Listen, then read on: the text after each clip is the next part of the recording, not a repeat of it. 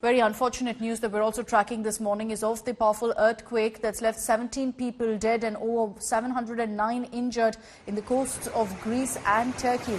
The earthquake, measuring 7.0 on the Richter scale, resulted in a tsunami, flooding the streets in the Turkish resort city of Izmir.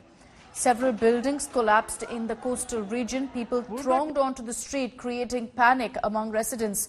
Meanwhile, the earthquake caused havoc in Samos city of Greece, anticipating huge tidal wave warnings and a second wave of tsunami. The residents have been asked to stay away from coastal areas. Earthquake is 7 on the Richter scale.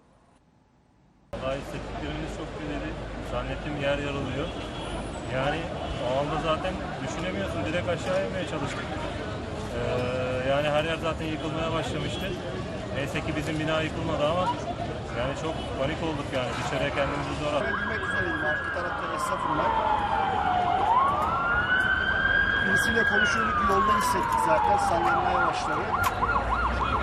Kendi olduğumuz bina karşıdan seyrederken arabanın binanın yıkıldığını gördük.